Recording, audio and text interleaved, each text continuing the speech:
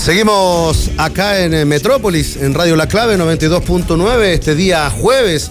Y después de los titulares, de repasar lo más importante que ha ocurrido esta mañana y en las últimas horas del día de ayer, mi querido Sergio, por favor, tíreme cortina musical porque tenemos un tremendo invitado para conversar en esta media hora. Yo decía que ya había ganado un Oscar como postproductor de audio en el cortometraje que el año 2016 se llevó la estatuilla dorada. Está con nosotros don Mauricio Castañeda. ¿Cómo le va, Mauricio? Bienvenido, un gusto tenerte acá en Radio La Clave. ¿Qué tal? ¿Qué tal?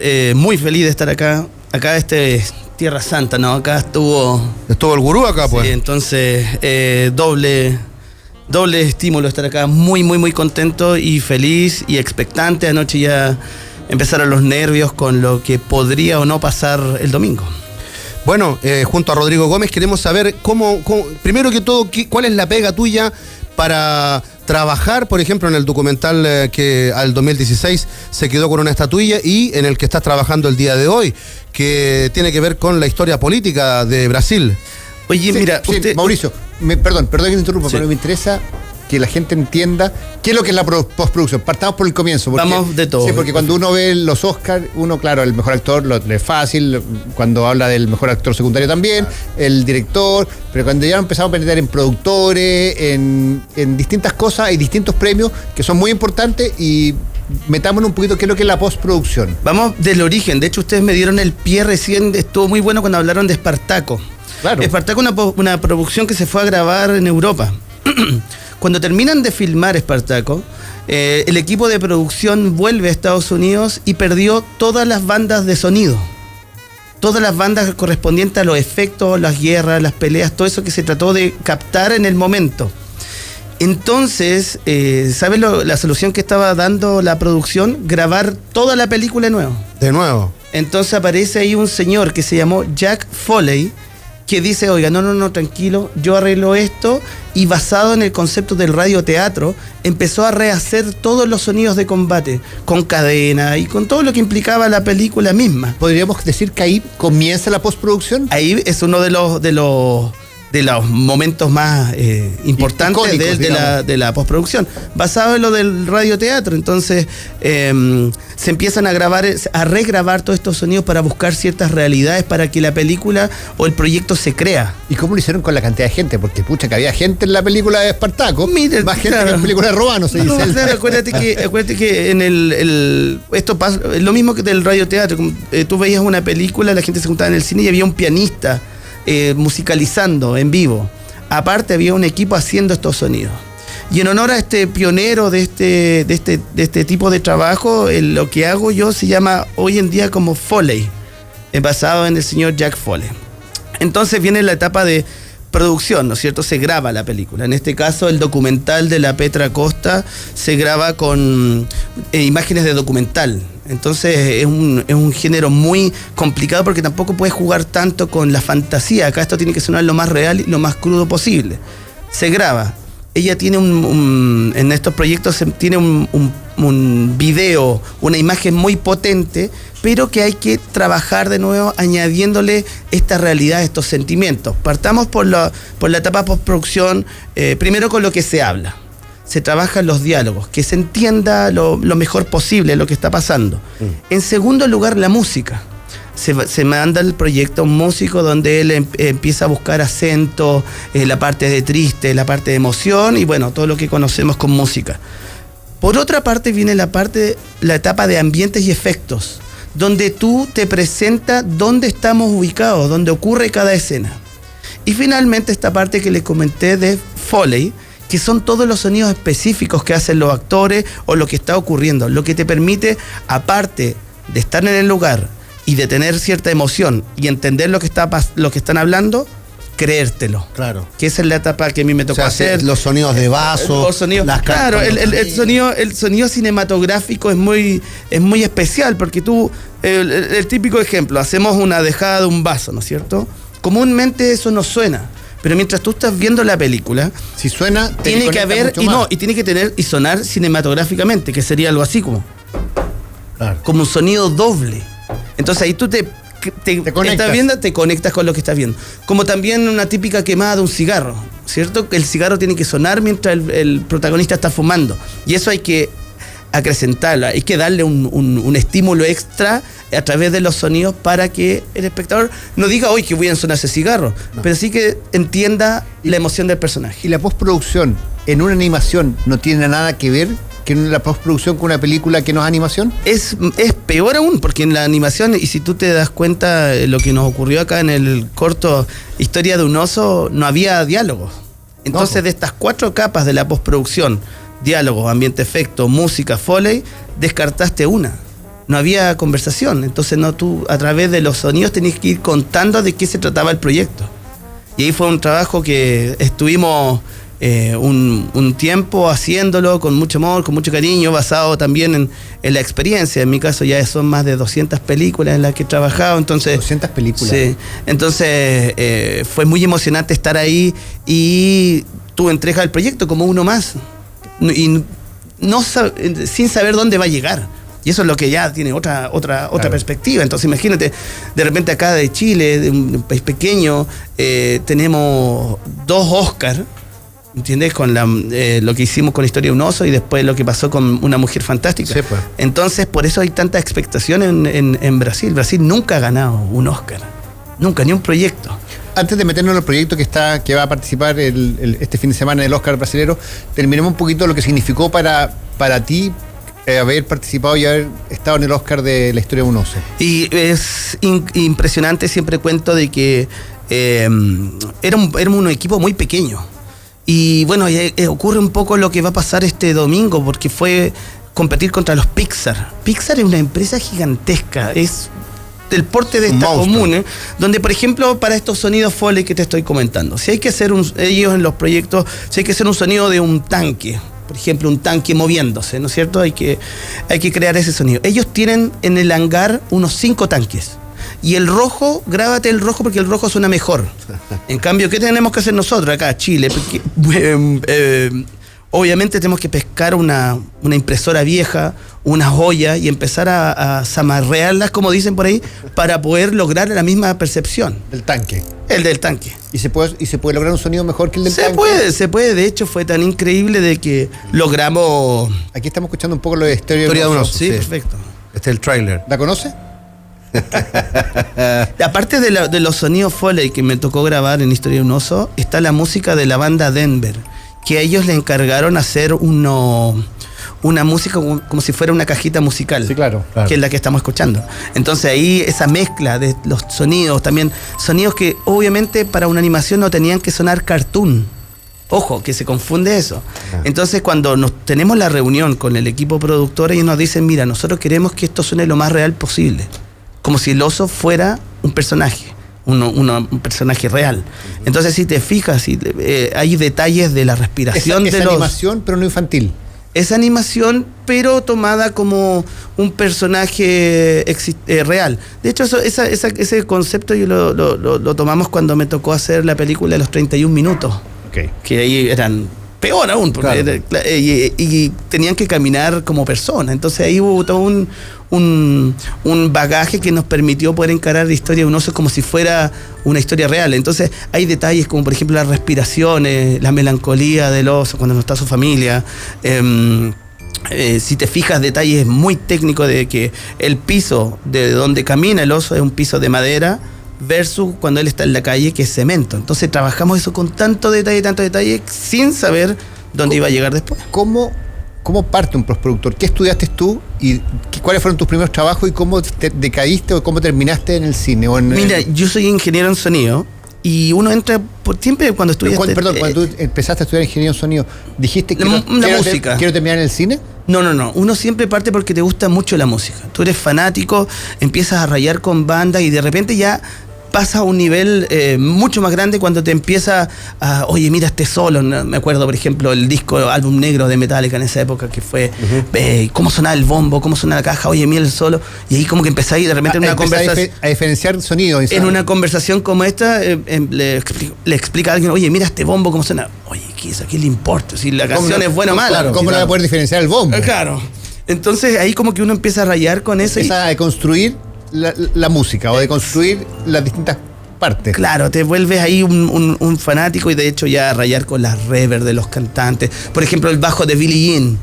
¿A quién no le llamó la atención? Oye, yo quedé pegado al techo, pero ¿cómo sonaba eso con la batería de Jeff Porcaro? Entonces fue una fusión de elementos que uno va...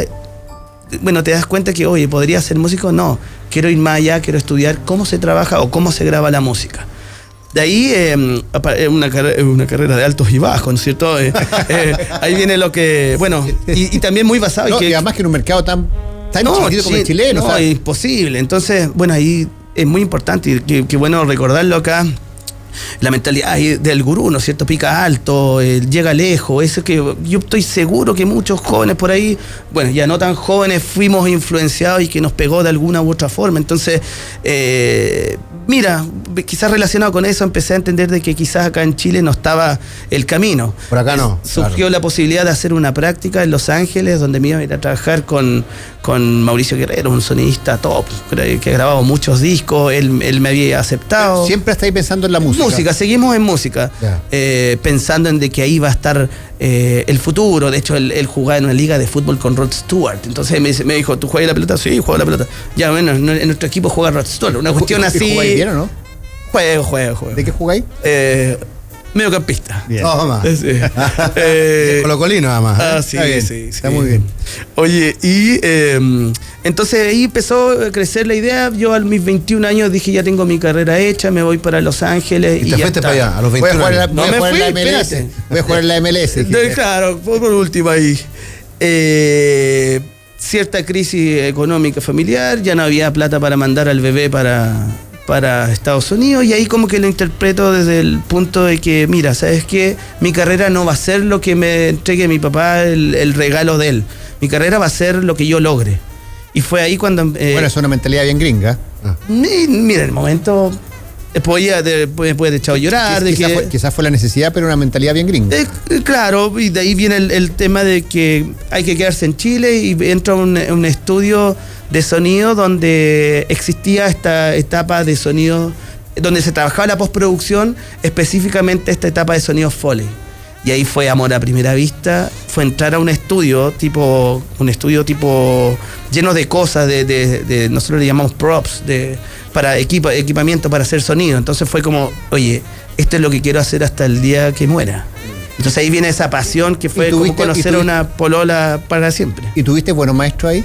Sí, tuve buenos maestros, porque antes las películas en Chile se hacían, por ejemplo, se había una secuencia de pasos que había que rehacer.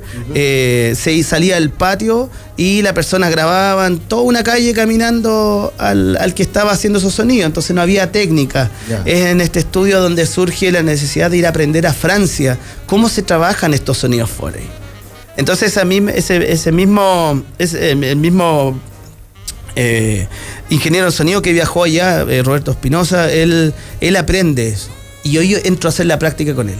¿Y te transmitió todo? ¿Fue generoso? Mira, yo siempre le digo a mis alumnos de que ahí es importante cuán uno le gusta el trabajo. Yo antes, cuando él ya pensaba en un sonido, yo ya tenía lo que había que ocupar, el micrófono puesto, hasta el café. Uno parte haciendo el café, haciendo los mejores sándwiches, pero en este sentido de competitividad bonita. Y hay que ser muy creativo, entonces. No, claro, de ahí viene la otra etapa de que un sonido no puede estar compuesto por una sola capa, tenéis que hacer varias capas de sonido.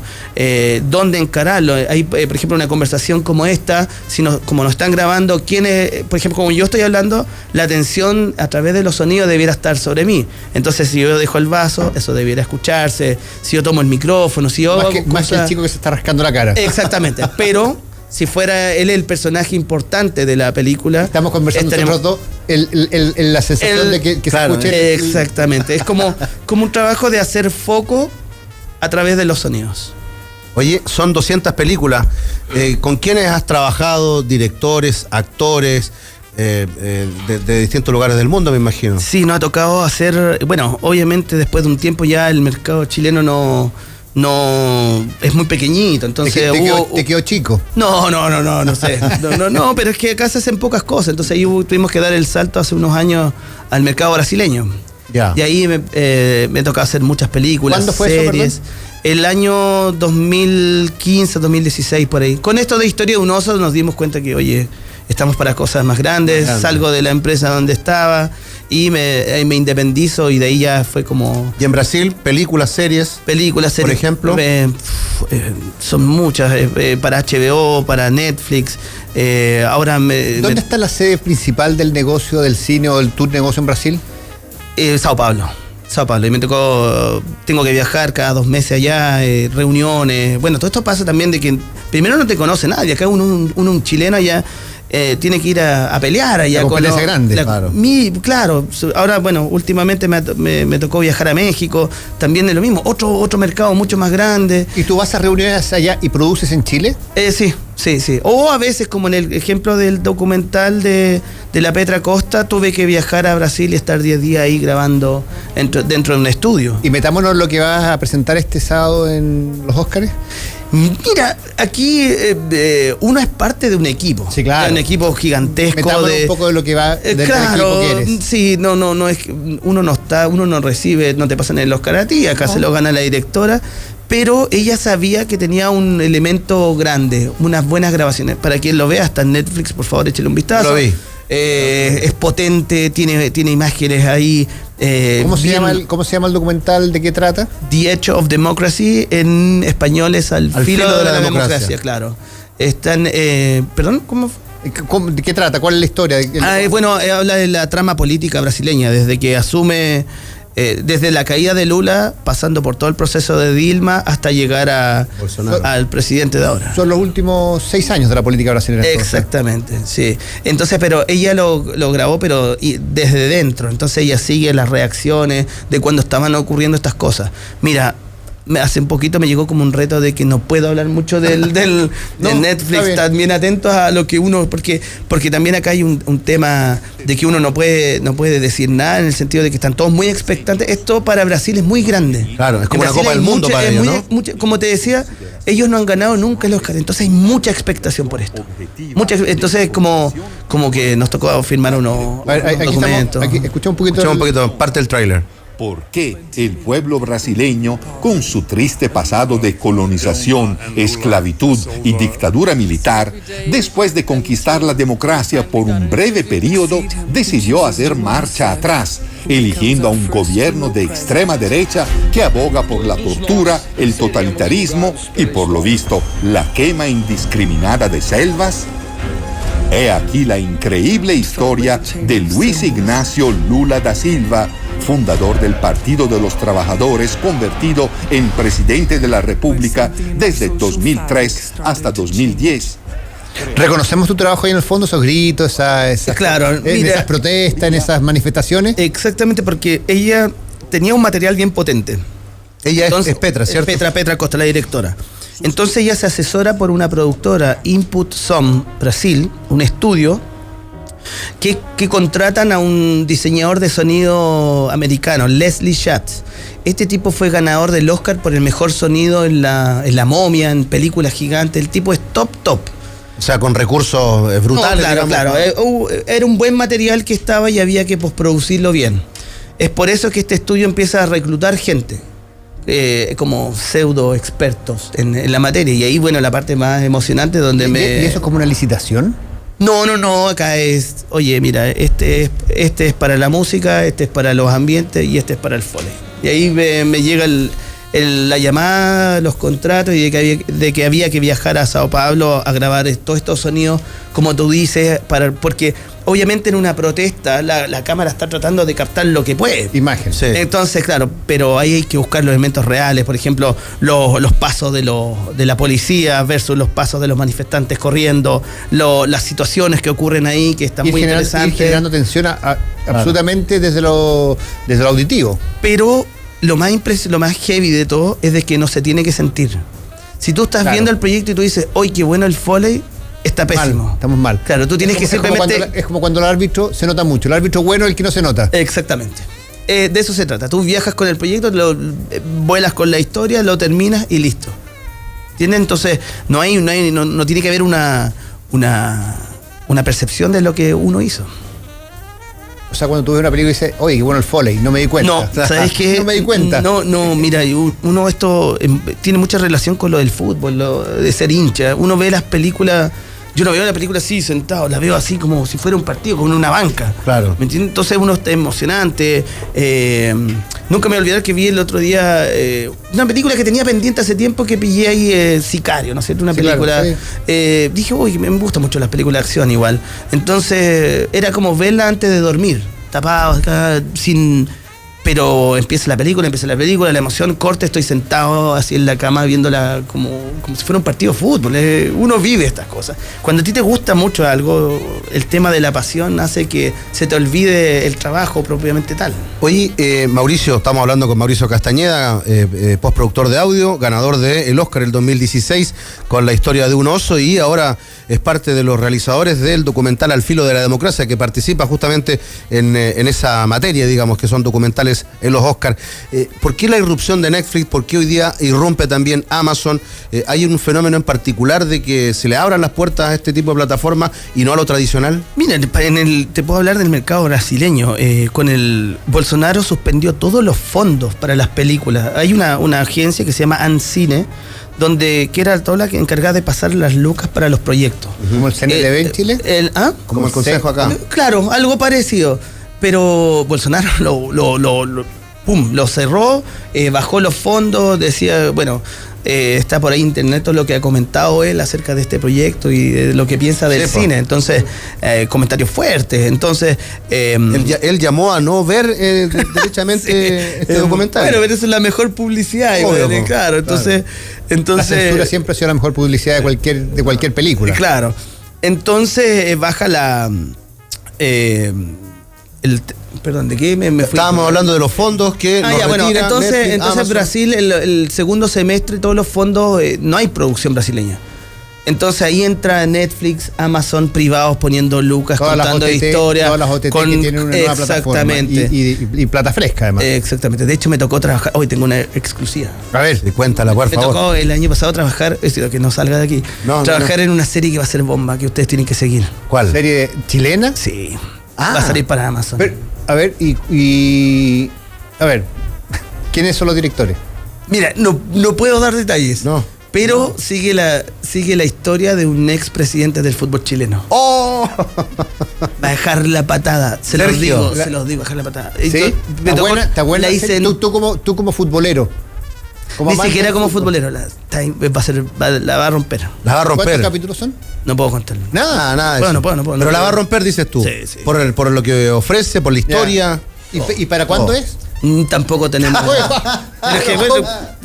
Entonces entiéndame, por favor. Ya viene una serie de Hadwe, no sabemos para cuándo, no sabemos cuántos capítulos. Pero va a dejar la patada. Pero está buena. Sí. Y es Amazon Prime, va a ser el. Tengo entendido que va por Amazon, sí. Ya. Oye, entonces bueno, ahí está este tipo de plataformas que está sacando proyectos, pero están creando cosas, poniendo muchas lucas. Netflix de mucha calidad. Sí, de hecho Netflix ya se metió. Anoche me quedé viendo la película del Adam Sandler, peliculaza. La de el Diamante. Uncut Gems, claro. Sí. Super película. Entonces Buena película. todo Netflix metiendo proyectos ahí. Tú para tu trabajo, ¿cuántas películas ves? O sea, mientras más películas ves, más conocimientos tienes, ¿o no?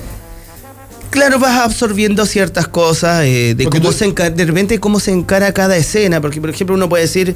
¿Y las ves con esa mentalidad o dices, sabes que esta película me voy a relajar o es imposible para ti? A mí me pasa, yo cada vez que veo un partido de fútbol, por que no me importe nada el partido que esté viendo, termino siempre fijándome en los movimientos tácticos, qué trató de hacer el entrenador, claro, qué no hizo, qué logró, qué no logró. No, en el caso de las películas, claro, uno parte viendo la parte técnica, ¿no es cierto? Hay escenas que, por ejemplo, son las más difíciles. Uno puede pensar que una escena de acción con peleas, me acuerdo cuando hicimos las pelis del Marco Saror, tuvimos que grabar 1000 golpes para una película de artes marciales. Pero después de un rato eso ya no es tanto, no es tan... No, porque más mezclado con la música, la acción es un género bien especial. Sí. Pero, por ejemplo, la peor película o la más difícil es con escenas íntimas, de roce, de beso. Entonces, es muy chistoso. Mucha gente dice, ¡oh, qué linda, qué romántico! En el cine viendo, y la verdad es que soy yo dándome besos en la mano. De verdad, varios proyectos ha ocurrido, mucho, entonces. No, claro. Y por ahí. Y otras escenas también más potentes. Entonces. ¿Cómo lo hacía el cine mudo? No sé. Bueno, me mataste, ahí no sé cómo.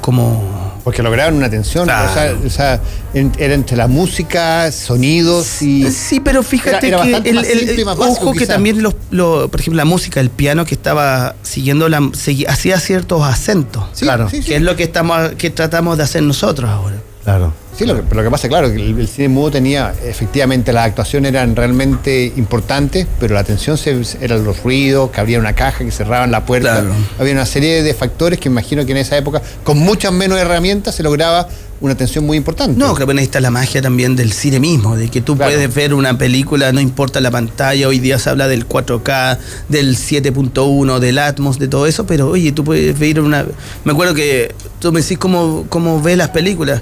Tenía en viaje a México ahora, hace poco, tenía que descansar y me vi Chernobyl completa. Entonces, una película, una serie Claro, que bomba y El contenido te superó. claro, entonces al final Pero de perdí repente- todo el viaje viendo pero de repente la serie. te pasa que estás viendo una película y dices, chuta, ¿cómo hicieron eso? Y volvís atrás y la pones de nuevo para ver cómo lograron, y te empezás a decir, chuta, ¿cómo habrán hecho ese río, por ejemplo? Puedes, claro, pero tiene que ser, bueno, ya igual tenemos cierto bagaje, nos toca trabajar en distintos géneros. No, todavía no estoy en la etapa de rayar y de Como retroceder. Bielsa que veía, veía No. 100 No, porque- partidos porque- para tratar de ver cómo habían logrado un cierto movimiento. No, claro, porque aquí está lo apasionado con la historia misma. Entonces tú ves la historia y viajaste en esas 2 horas que dura esa película, viajaste con la historia, no hay una... Ya después el análisis técnico quizás veo posterior, por decirlo. Ok. Bueno, ¿y qué esperamos este sábado entonces? El domingo. Perdón, El domingo ¿Ustedes está compiten? mira, la verdad está difícil la competencia. Está difícil. Está ¿por qué? muy difícil porque mira, hay unos documentales que están muy ¿Cuáles son los buenos. documentales que American Factory. Bueno, está en Netflix también y es una historia de una empresa de un chino que se compra una empresa en Estados Unidos y tiene a los gringos trabajando como chinos. Ah, perfecto. Entonces está muy, muy, muy bueno. Está en Netflix esa. Está en O Netflix. sea, hay un tema cultural ahí gigantesco. Sí. For Sama. La gran competencia. Esa es la Tiene gran competencia. todas las fichas puestas. ¿De qué trata eso? Es la historia de una doctora en Siria. Ok. Entonces. Ah, esta es la historia de Siria, Sí, una historia de. No, es doctora, sí. De una doctora. Claro, que sigue el tema de la guerra y documenta. Empezó a grabar y las cosas que grabó son impresionantes. De hecho, está en Nat Geo, lo estrenaron el lunes y hay que verlo. Está también Honeyland. Tiene una historia de unas abejas, ese no lo cacho De las abejas, mucho, pero sí. mira, eso es lo impresionante del tema de los Oscars. Los Oscars es lo más alto que uno puede llegar en materia audiovisual. A mí me tocó ese año trabajar en una película, el 2016, una película colombiana que había ganado el Festival de Cannes, trabajar en varios proyectitos que ganan festivales, pero el tema de los Oscars es tan impensado como La los academia. gringos saben que esto es lo más grande que hay. Entonces también de repente hay sorpresa. Entonces, lo mismo de Historia de un oso. Mira, 4 años después estamos hablando y nos damos cuenta de cuán lejos llegó ese proyecto de tan pequeño, tan humilde, pero trabajado como si fuera. Se trabajó por 4 años ese proyecto. Una animación de 10 minutos. ¿Dónde llegó? De hecho, al año siguiente de Historia de un oso, los Pixar se picaron y los tipos armaron una animación, contrataron a Santa Olaya para armar la música. Entonces los tipos recuperaron el Oscar el año siguiente. Entonces eso es el nivel tema, de competencia. es el nivel de competencia. Entonces el domingo, la verdad, con el hecho de estar nominado ya estoy feliz. De hecho, no podría... ¿Cómo vas a ver la ceremonia? ¿Con un traguito, tranquilo? Claro, pienso que esta debe ser de las primeras categorías que salen, así que va a pasar rápido el Estas son las primeras que van pasando. Claro, la entonces- atención. Ya. pero si llegara a ganar, no sé, no me lo imagino. Nos vamos a la porque, Plaza Italia, a la Plaza de la Dignidad. Claro, solo. Oye, No, solo no hay a estar, va a haber gente siempre ahí en la Plaza de la Dignidad ahora. puede Lo tener, vamos a puedo tener acompañar. compañía. Oye, pero es difícil realmente, y de hecho... pero uno nunca sabe, pues hay que esperar. Ha sido muy simpático este viaje, eso sí, harta entrevista, contar esto de los sonidos, de la postproducción de audio. ¿Cuándo se había hablado de eso? Nunca. No, en radio, en televisión. Entonces ha sido un viaje bien bonito y esperar. Y veamos, ojalá que nos vaya bien. Mucha suerte. Muchas gracias. Amigo mío, que le vaya muy bien. Muchas gracias. Y a ver si nos vemos el domingo, el sábado, hacemos la previa o... ganamos el Oscar juntos. Para contarla. Éxito, Mauricio Castañeda. Muchas gracias. Hacemos el corte y seguimos. La Metrópolis no se detiene. Nosotros ya volvemos. La clave me escucha.